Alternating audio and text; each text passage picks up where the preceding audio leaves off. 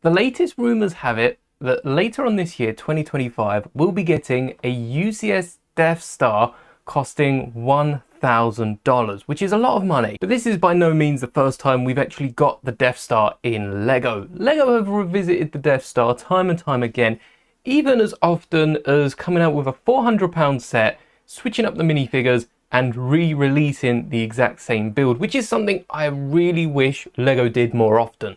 So many characters come with the same ship, and it'd be awesome to revisit them, especially for ships that we can amass an army. Just think of your clone armies and even rebellion armies if we kept getting X-Wings with different significant minifigures.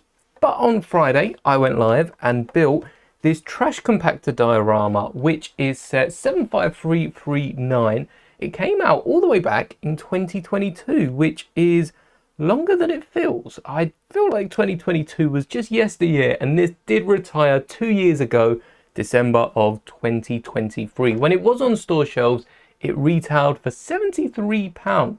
No, it didn't. It retailed for £80 and is currently worth £73, though we were finding sets like this on stream for anywhere up to £100, which is fun considering there's no exclusive minifigures, and I think that's exactly where we'll start. Oh no, I haven't been recording this entire time. Taking a look at the minifigures that do come with the set, we have our Luke Skywalker here, which I've swapped the hair out, light tan for dark tan, and also given some Firestar Toys custom printed arms. If you want to pick these up, I'll leave my code in the description for a discount, and it does also help support the channel. And that's just minifigure number 1.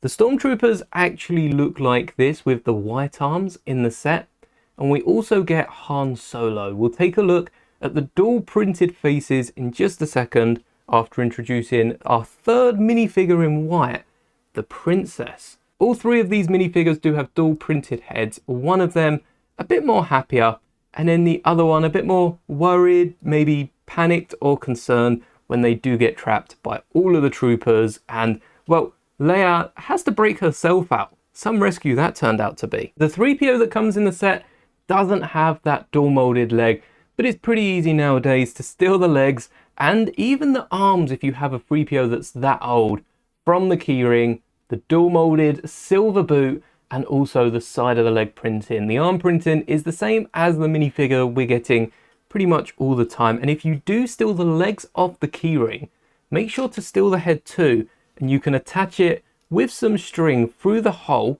All the keyring minifigures have a hole through the head and the torso. The torso is the one we're using for the Geonosis 3PO to get the battle droid head attached, and there'll be a video out on that once we have all the parts for our Geonosis battle droid.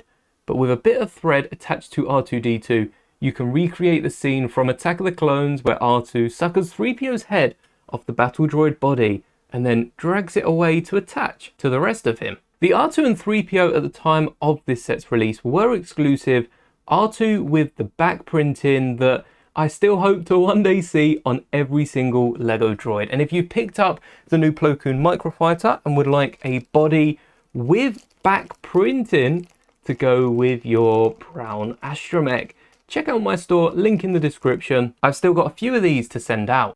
And last but not least, we have Chewbacca, completing the gang of 6 heroes that I guess go to rescue the princess. We have the 2 troopers, we have the princess herself, we have Chewbacca, or the fake prisoner, and the 2 droids, which actually fit into this set. But there is one character that Lego forgot to include, and I'll break this down, show you how I built that in just a moment.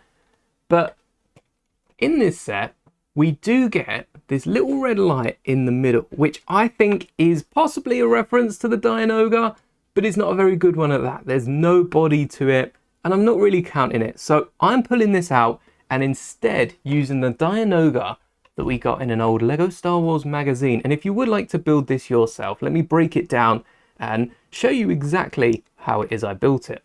So for this build, you're going to need a engine or weapon or some sort of camera element, the one with the studs on pretty much all the sides, a 1x2 jumper in any color, because this is going to be hidden by a dark color 3x3 dish, Brown if you've got it, black if not, and any other dark colours works, as long as it fits in with the murky waters.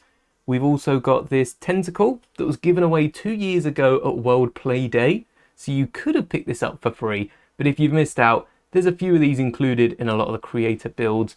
A translucent red stud, a reddish brown stud, and then 5 reddish brown horns. They don't have to be this exact version, but this is the one used in the LEGO Star Wars magazine. The 1x2 jumper goes on top of the engine, and then we want to fit the tentacle in the little stud side, not this giant open mouth. That's for one of the legs to go in later, and then we also want legs on both of the sides, and this is the only step you really have to do before putting on that 3x3 dish. Otherwise, you can build this exactly how you want and mix up the colours, mix up the pieces. There are a few different tentacle elements that have the spikes sticking out of both sides, and I think they look a little better for the Dianoga, but I don't have any of those in reddish brown, and it's an element that does exist, so if you have them, be sure to use those instead. On top of the end of the tentacle, which is our Dianoga neck, we're going to put the brown stud and the translucent red one on top, and finish it off by capping the shell with the 3x3 dish. And there we go, Star Wars Lego. This is all I wanted in this set. A little Dianoga that might not fit in the display, but will look great in front with all the other minifigures that have been provided. It might seem that the minifigures also will not fit inside. They kind of do. I found that Chewbacca is the hardest to include down at the front, and you really need to wiggle him about. But Leia does have a seat back here, 2 studs which she can rest up against the wall of the garbage masher. The reason I call this the garbage masher is that's what Luke Skywalker calls it. 3PO does call it a trash compactor, but really, if you say either of those, Star Wars fans are going to know exactly what you mean. We'll stand Luke over here. Maybe Luke can go in the middle here, and Han Solo just at the back by the door, ready to blast off. Maybe Han Solo can stand where the Dianoga stood. Again, the blaster does need to be pointing up, just so it's not catching on any of the walls that are closing in. And these walls do close in. We have a little 1x2 plate with a round stud with a hole in, which can be pushed the entire way in, and then easy to grip and pull back out, closing in the walls of the garbage masher. And there we go. Luke gets pushed back a tiny bit, but all the minifigures fit closed in, and when they pull out, they're still standing. As for 3PO and R2, flipping around this diorama, we have a little space on the back. I like to position 3PO looking sideways on, similar to how they have him in the instructions, and then R2 either looking towards the screen or towards the camera, because this 2x2 inverted tile is a unique printed element, lovely to see, and that is where the controls are. The only thing that's missing is a little comlink for 3PO to stay in contact with Luke, because, well, without any comlink, it's not looking great for our Rebel heroes. After building this set, I am very fond of it, and though I'd recommend building it, I can't recommend picking this up on the aftermarket, especially for 100 quid. I don't think this is worth it. No exclusive pieces besides that one on the back, which isn't worth anywhere near 100 quid. And as I have, you can always part it out and swap some of the dark brown or reddish brown tiles for dark tan and other colours, which still look good for the garbage masher. I mean, it is a trash compactor. There's a load of rubbish in here, so you could throw any element and it's gonna work just fine. Hopefully you found this video helpful. If you are looking to build this at any point, I say go for it. It was so much fun. And that garbage masher with all the minifigures inside is so satisfying. I could be here all week just doing that. And honestly, it'd be a fun live stream. If there are any other LEGO Star Wars sets you'd like to see me build here on the channel, the comment section is the place to leave your requests, because I'm slowly but surely working through all of them until we've built every single LEGO Star Wars set to ever exist. And with the August wave coming out, I've got a lot of building to do. So I hope you enjoyed today's video. Stay tuned for more live streams building future LEGO Star Wars sets, as well as previous ones that you've requested. And until next time, may the bricks be with you always.